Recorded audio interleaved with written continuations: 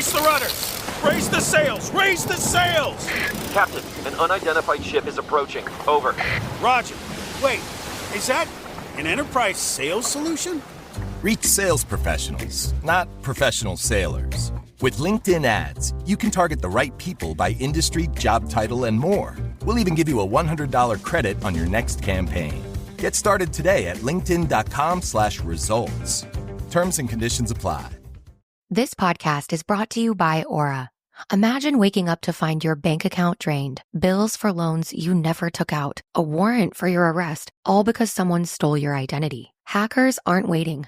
Why are you? That's why we're thrilled to partner with Aura. Your personal data is a goldmine for hackers, and Aura helps lock it down. Aura monitors the dark web, blocks data brokers from selling your information, includes a VPN for private browsing, and a password manager to secure your accounts before criminals break in. For a limited time, Aura is offering our listeners a 14-day free trial plus a dark web scan to check if your personal information has been leaked, all for free at aura.com/safety. That's aura.com/safety to sign up and start protecting yourself and your loved ones. That's aura.com/safety. Terms apply. Check the site for details.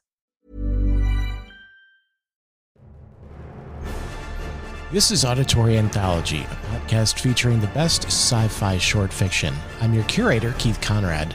We release new stories every Tuesday and Thursday. If you like what you hear, I hope you'll take the time to rate and review our show on your podcast player of choice. And be sure to recommend it to a friend. That'll help us grow the podcast and continue to share these stories with you each and every week. You can also support the show by subscribing to our new Substack at auditoryanthology.substack.com. By becoming a paid subscriber, you'll keep the stories coming, and you'll also get every episode completely commercial-free, and now you can vote on which story will feature in upcoming episodes. If you have a story you'd like to contribute to the series, you can visit submissions.soundconceptmedia.com or just follow the link in the show notes. This week's story is The Jupiter Weapon by Charles L. Fontenay. When a drunken guard leaves a woman stranded in a sleazy saloon on Ganymede, she finds an unlikely protector in a quiet man whose strange cowardice may hide a deadly secret.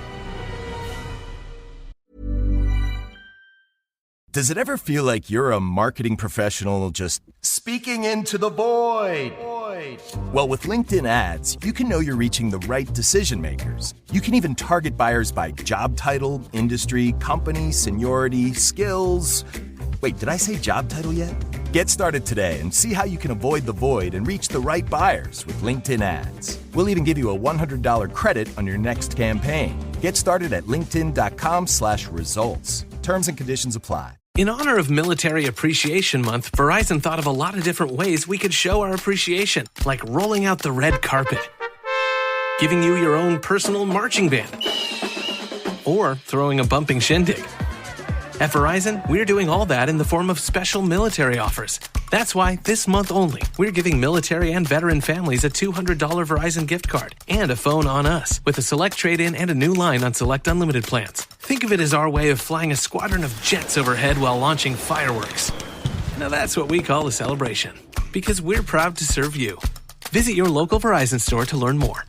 $200 Verizon gift card requires smartphone purchase $799.99 or more with new line on eligible plan. Gift card sent within 8 weeks after receipt of claim. Phone offer requires $799.99 purchase with new smartphone line on unlimited ultimate or postpaid unlimited plus. Minimum plan $80 a month with autopay plus taxes and fees for 36 months. Less $800 trade-in or promo credit applied over 36 months. 0% APR. Trade-in must be from Apple, Google, or Samsung. Trade-in and additional terms apply.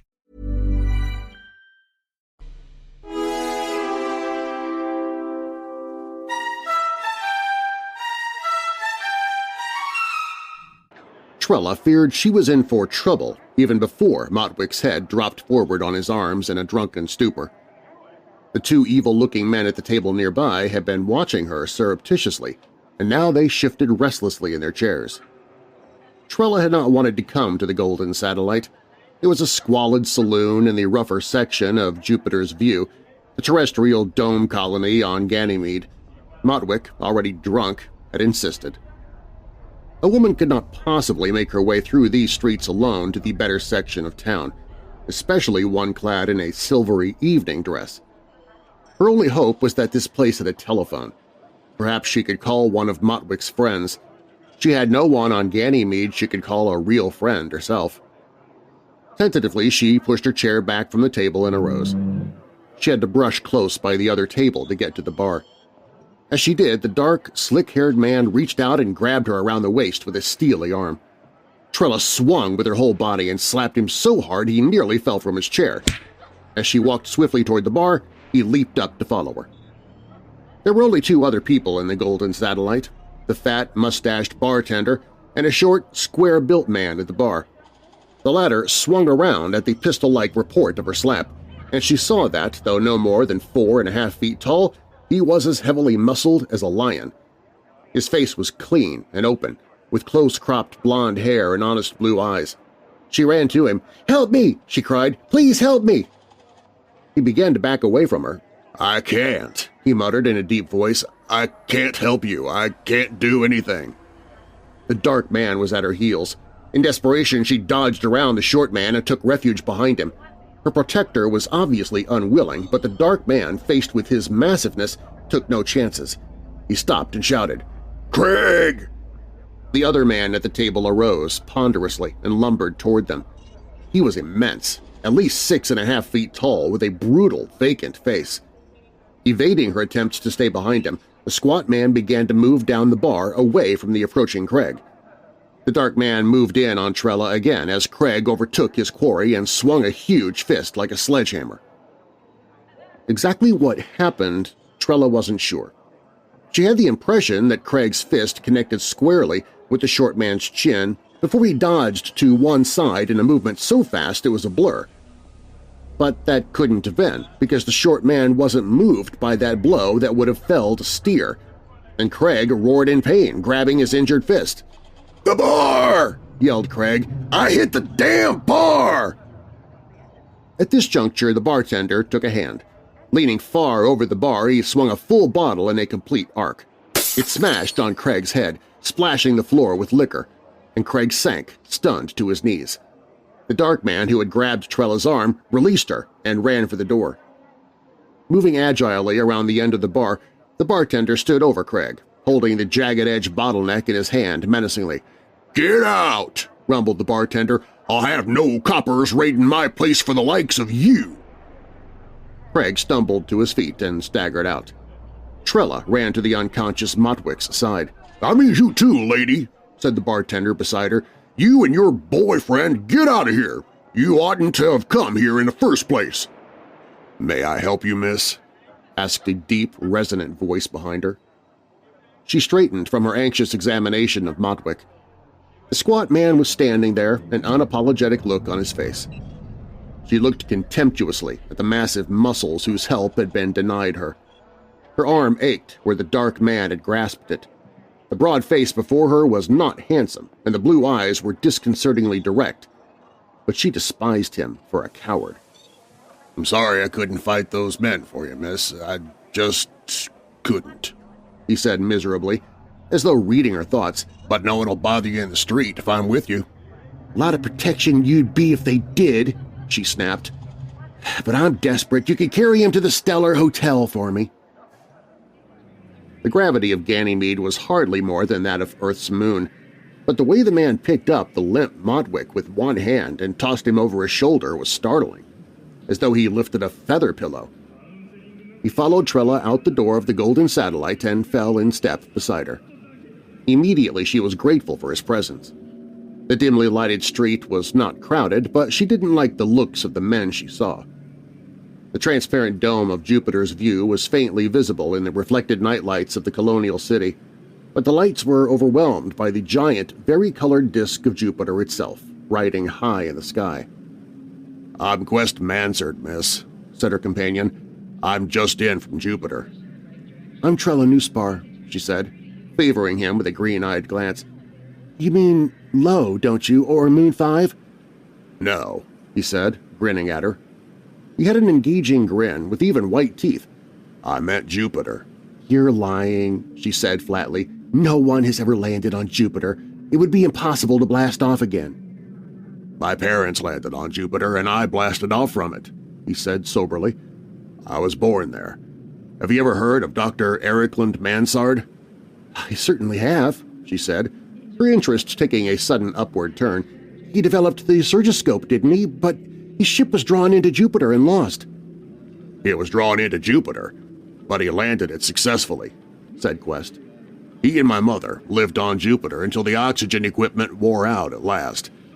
I was born and brought up there, and I was finally able to build a small rocket with a powerful enough drive to clear the planet." She looked at him. He was short, half a head shorter than she, but broad and powerful, as a man might be who had grown up in heavy gravity. He trod the street with a light, controlled step, seeming to deliberately hold himself down. "If Dr. Mansard succeeded in landing on Jupiter, why didn't anyone ever hear from him again?" she demanded. "Because," said Quest, "his radio was sabotaged, just as his ship's drive was." "Jupiter strength," she murmured, looking him over coolly. "You wear Motwick on your shoulder like a scarf, but you couldn't bring yourself to help a woman against two thugs." Flushed. "I'm sorry," he said. "That's something I couldn't help." "Why not?" "I don't know. It's not that I'm afraid, but there's something in me that makes me back away from the prospect of fighting anyone." Trella sighed. Cowardice was a state of mind. It was peculiarly inappropriate but not unbelievable that the strongest and most agile man on Ganymede should be a coward. Well, she thought with a rush of sympathy, he couldn't help being what he was. They reached the more brightly lighted section of the city now. Trella could get a cab from here, but the Stellar Hotel wasn't far. They walked on. Trella had the desk clerk call a cab to deliver the unconscious Motwick to his home. She and Quest had a late sandwich in the coffee shop. "I landed here only a week ago," he told her, his eyes frankly admiring her honey-colored hair and comely face. "I'm heading for Earth on the next spaceship." "We'll be traveling companions then," she said. "I'm going back on that ship too." For some reason, she decided against telling him that the assignment on which she had come to the Jupiter system was to gather his own father's notebooks and take them back to Earth. Motwick was an irresponsible playboy whom Trella had known briefly on Earth, and Trella was glad to dispense with his company for the remaining 3 weeks before the spaceship blasted off. She found herself enjoying the steadier companionship of Quest. As a matter of fact, she found herself enjoying his companionship more than she intended to. She found herself falling in love with him. Now this did not suit her at all. Trella had always liked her men tall and dark. She had determined that when she married it would be to a curly-haired 6-footer. She was not at all happy about being so strongly attracted to a man several inches shorter than she. She was particularly unhappy about feeling drawn to a man who was a coward. The ship that they boarded on Moon 9 was one of the newer ships that could attain 100-mile-per-second velocity and take a hyperbolic path to Earth, but it would still require 54 days to make the trip. So Trella was delighted to find that the ship was the Comet Fire, and its skipper was her old friend, dark-eyed, curly-haired Jack Dane Gill. "Jack Dane," she said, flirting with him with her eyes as in days gone by, "I need a chaperone this trip, and you're ideal for the job." "I never thought of myself in quite that light, but maybe I'm getting old," he answered, laughingly. "What's your trouble, Trella?" "I'm in love with that huge chunk of a man who came aboard with me, and I'm not sure I ought to be," she confessed. "I may need protection against myself till we get to Earth." "If it's to keep you out of another fellow's clutches, I'm your man," agreed Jack Dane heartily. "I always had a mind to save you from myself. I guarantee you won't have a moment alone with him the whole trip." "You don't have to be that thorough about it," she protested hastily. "I want to get a little enjoyment out of being in love, but if I feel myself weakening too much, I'll holler for help." The Comet Fire swung around Great Jupiter in an opening arc and plummeted ever more swiftly toward the tight circles of the inner planets.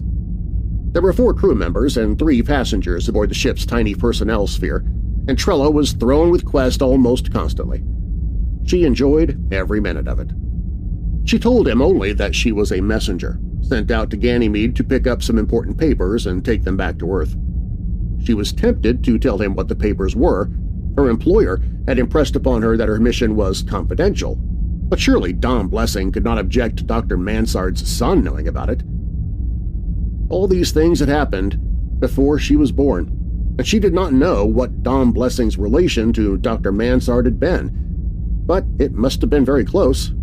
She knew that Dr. Mansard had invented the surgiscope. This was an instrument with a three-dimensional screen as its heart. The screen was a cubical frame in which an apparently solid image was built up of an object under an electron microscope. The actual cutting instrument of the surgiscope was an ion stream. By operating a tool in a three-dimensional screen, corresponding movements were made by the ion stream on the object under the microscope. The principle was the same as that used in operation of remote-control hands in atomic laboratories to handle hot material, and with the surgiscope, very delicate operations could be performed at the cellular level. Dr. Mansard and his wife had disappeared into the turbulent atmosphere of Jupiter just after his invention of the surgiscope, and it had been developed by Dom Blessing. Its success had built Spaceway Instruments Incorporated, which Blessing headed.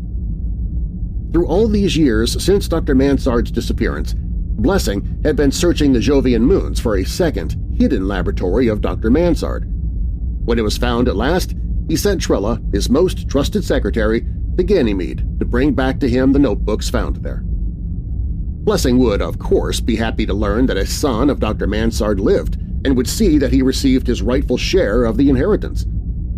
Because of this, Trella was tempted to tell Quest the good news herself, but she decided against it. It was Blessing's privilege to do this his own way, and he might not appreciate her meddling. At mid-trip, Trella made a rueful confession to Jack Dane. "It seems I was taking unnecessary precautions when I asked you to be a chaperone," she said. "I kept waiting for Quest to do something, and when he didn't, I told him I loved him." "Well, what did he say?" "It's very peculiar," she said unhappily. "He said he can't love me. He said he wants to love me and he feels that he should, but there's something in him that refuses to permit it." She expected Jack Dane to salve her wounded feelings with a sympathetic pleasantry, but he did not. Instead, he just looked at her very thoughtfully and said no more about the matter. He explained his attitude after Asrange ran amok. Asrange was the third passenger. He was a lean, saturnine individual who said little and kept to himself as much as possible. He was distantly polite in his relations with both crew and other passengers and never showed the slightest spark of emotion, until the day Quest squirted coffee on him. It was one of those accidents that can occur easily in space. The passengers and the two crewmen on that particular waking shift, including Jack Dane, were eating lunch on the center deck. Quest picked up his bulb of coffee but inadvertently pressed it before he got it to his lips. The coffee squirted all over the front of Asrange's clean white tunic. "I'm sorry!" exclaimed Quest in distress. The man's eyes went wide and he snarled. So quickly it seemed impossible he had unbuckled himself from his seat and hurled himself backward from the table with an incoherent cry. He seized the first object his hand touched. It happened to be a heavy wooden cane leaning against Jack Dane's bunk, propelled himself like a projectile at Quest. Quest rose from the table in a sudden uncoiling of movement. He did not unbuckle his safety belt. He rose, and it snapped like a string. For a moment, Trella thought he was going to meet Asrange's assault, but he fled in a long leap toward the companionway leading to the astrogation deck above. Landing feet first in the middle of the table and rebounding, Asrange pursued with the stick upraised. In his haste, Quest missed the companionway in his leap and was cornered against one of the bunks. Asrange descended on him like an avenging angel and, holding onto the bunk with one hand, rained savage blows on his head and shoulders with the heavy stick. Quest made no effort to retaliate.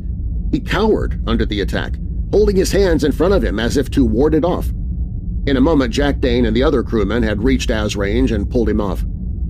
When they had Asrange in irons, Jack Dane turned to Quest, who was now sitting unhappily at the table.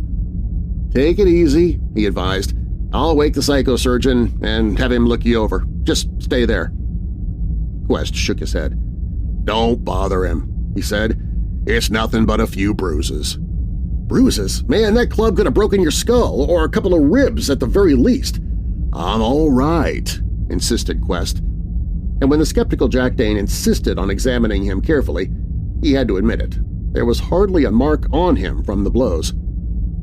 If it didn't hurt you any more than that, why didn't you take that stick away from him?" demanded Jack Dane. "You could have, easily." "I couldn't," said Quest miserably, and turned his face away. Later, alone with Trella on the control deck, Jack Dane gave her some sober advice. "If you think you're in love with Quest, forget it," he said. "Why? Because he's a coward? I know that ought to make me despise him, but he doesn't anymore. Not because he's a coward. Because he's an android." "What? Jack Dane, you can't be serious." "I am. I say he's an android, an artificial imitation of a man. It all figures. Look, Trella, he said he was born on Jupiter. A human could stand the gravity of Jupiter inside a dome or a ship, but what human could stand the rocket acceleration necessary to break free of Jupiter? Here's a man strong enough to break a spaceship's safety belt just by getting up out of his chair against it, tough enough to take a beating with a heavy stick without being injured. How can you believe he's really human?" Trella remembered the thug, Craig, striking Quest in the face and then crying that he had injured his hand on the bar. "But he said Dr. Mansard was his father," protested Trella. "Robots and androids frequently look on their makers as their parents," said Jack Dane. "Quest may not even know he's artificial. Do you know how Mansard died?" "The oxygen equipment failed," Quest said. "Yes. Do you know when?" "No, Quest never did tell me. That I remember." "He told me. A year before Quest made his rocket flight to Ganymede. If the oxygen equipment failed, how do you think Quest lived in the poisonous atmosphere of Jupiter if he's human?" Trella was quiet. "For the protection of humans, there are 2 psychological traits built into every robot and android," said Jack Dane gently. "The first is that they can never, under any circumstances, attack a human being, even in self-defense.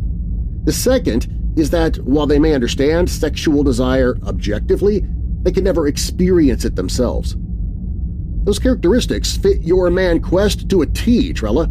There's no other explanation for him. He must be an android." Trella did not want to believe Jack Dane was right, but his reasoning was unassailable.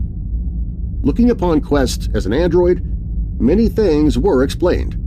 His great strength, his short, broad build, his immunity to injury, his refusal to defend himself against a human, his inability to return Trella's love for him. It was not inconceivable that she should have unknowingly fallen in love with an android. Humans could love androids with real affection, even knowing that they were artificial. There were instances of android nursemaids who were virtually members of the families owning them. She was glad now that she had not told Quest of her mission to Ganymede. He thought he was Dr. Mansard's son, but an android had no legal right of inheritance from his owner. She'd leave it to Dom Blessing to decide what to do about Quest. Thus, she did not, as she had intended originally, speak to Quest about seeing him again after she had completed her assignment.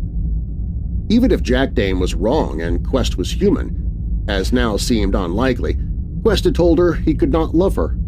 Her best course was to try to forget him. Nor did Quest try to arrange with her for a later meeting.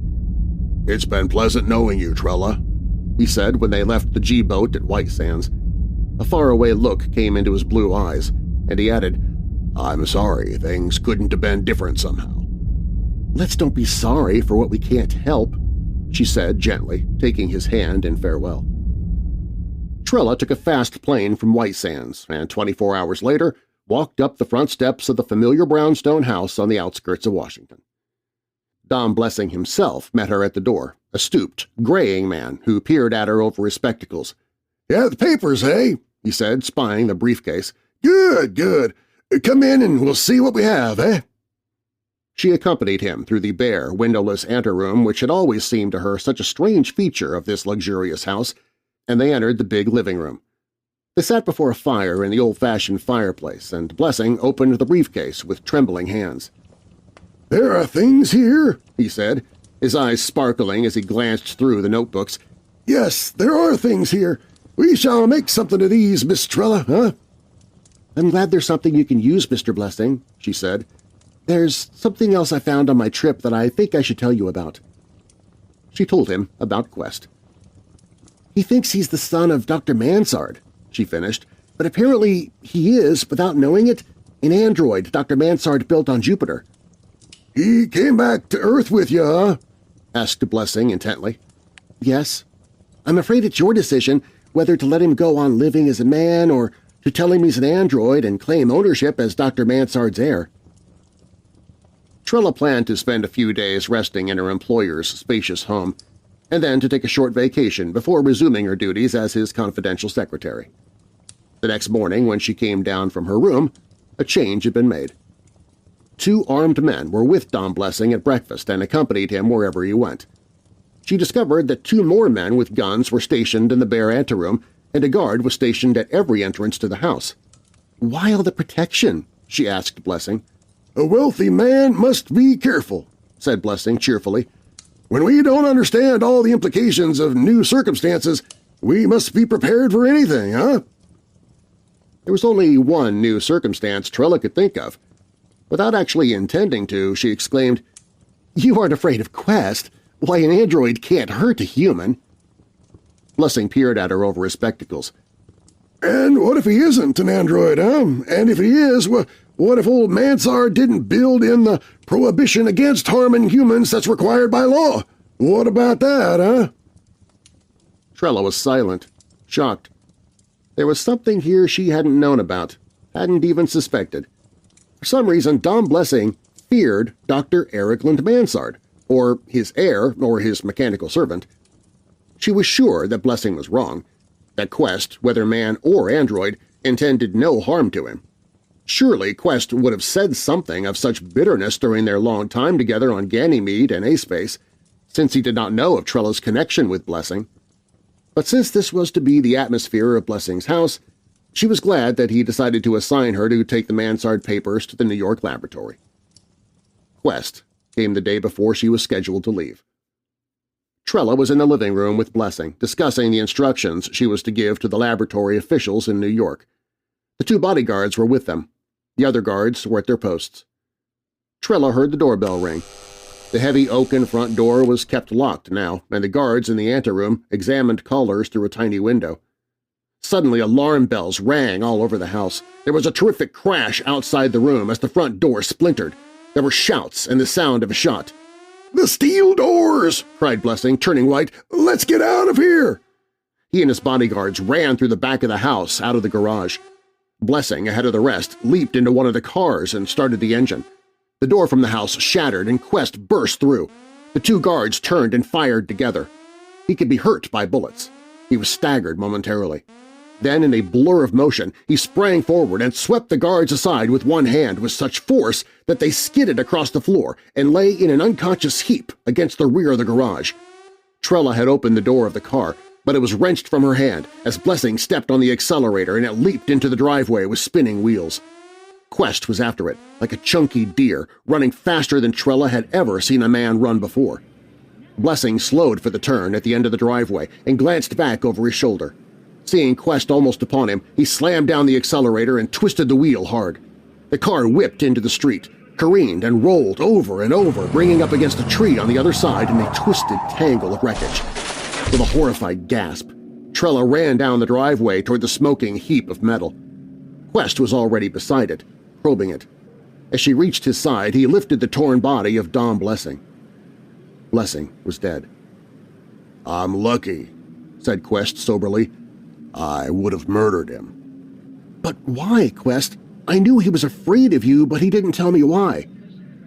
"It was conditioned into me," answered Quest. "I didn't know it until just now when it ended. But my father conditioned me psychologically from my birth to the task of hunting down Dom Blessing and killing him. It was an unconscious drive in me that wouldn't release me until the task was finished. You see, Blessing was my father's assistant on Ganymede. Right after my father completed development of the surgiscope, he and my mother blasted off for low. Blessing wanted the valuable rights to the surgiscope, and he sabotaged the ship's drive so it would fall into Jupiter. But my father was able to control it in the heavy atmosphere of Jupiter and landed it successfully. I was born there, and he conditioned me to come to Earth and track down Blessing. I know now that it was part of the conditioning that I was unable to fight any other man until my task was finished.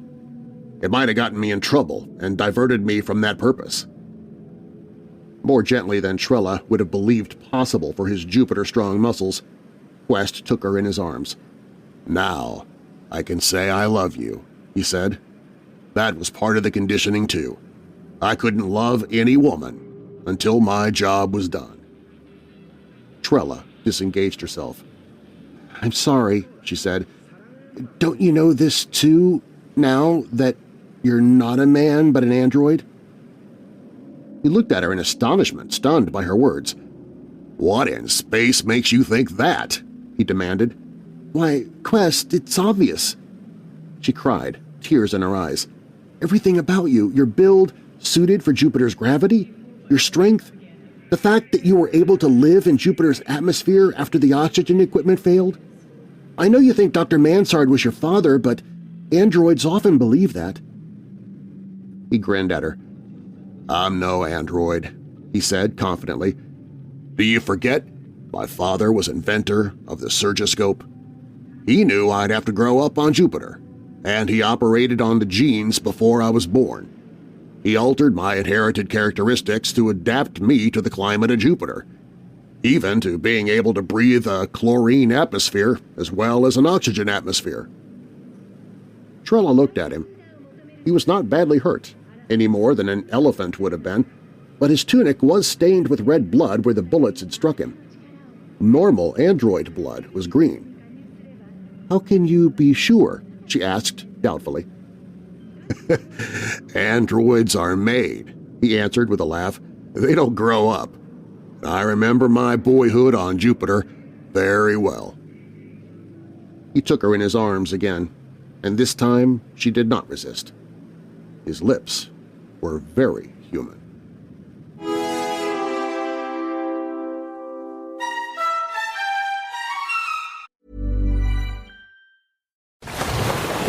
Raise the rudders! Raise the sails! Raise the sails! Captain, an unidentified ship is approaching. Over. Roger. Wait, is that an Enterprise sales solution? Reach sales professionals, not professional sailors. With LinkedIn ads, you can target the right people by industry, job title, and more. We'll even give you a $100 credit on your next campaign. Get started today at linkedin.com/results. Terms and conditions apply. This podcast is brought to you by Aura. By the time you hear about a data breach, your information has already been exposed for months. On average, companies take 277 days to report a breach. That's 9 months where hackers have access to your personal data.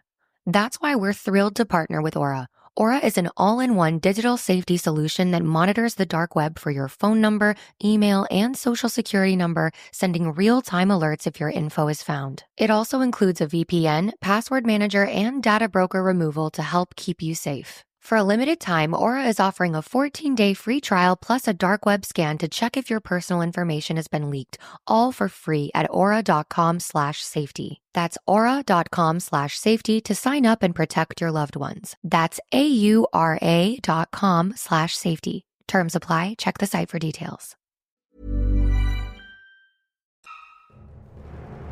Auditory Anthology is curated and produced by me, Keith Conrad. Your narrator is Darren Marlar. Be sure to check out Darren's award-winning paranormal podcast, Weird Darkness, available at weirddarkness.com and your podcast app of choice. This week's story was The Jupiter Weapon by Charles L. Fontenay. It was first published in Amazing Science Fiction Stories in March of 1959. Next week, we'll have our spooky sci-fi stories called Tales from the Blue Line on Tuesday. And then our regular Thursday story will be A Bad Day for Vermin by Keith Laumer. When a mysterious alien lands in a small town in Illinois, the town must decide what makes someone a person before it's too late.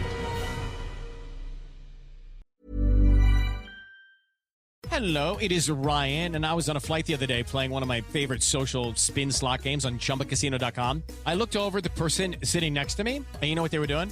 They were also playing Chumba Casino. Everybody's loving having fun with it. Chumba Casino is home to hundreds of casino-style games that you can play for free anytime, anywhere. So sign up now at ChumbaCasino.com to claim your free welcome bonus. That's ChumbaCasino.com and live the Chumba life. Sponsored by Chumba Casino. No purchase necessary. VGW Group. Void where prohibited by law. 21 plus. Terms and conditions apply. This podcast is brought to you by Aura. By the time you hear about a data breach, your information has already been exposed for months. On average, companies take 277 days to report a breach. That's 9 months where hackers have access to your personal data. That's why we're thrilled to partner with Aura. Aura is an all-in-one digital safety solution that monitors the dark web for your phone number, email, and social security number, sending real-time alerts if your info is found. It also includes a VPN, password manager, and data broker removal to help keep you safe. For a limited time, Aura is offering a 14-day free trial plus a dark web scan to check if your personal information has been leaked, all for free at aura.com/safety. That's aura.com/safety to sign up and protect your loved ones. That's AURA.com/safety. Terms apply. Check the site for details.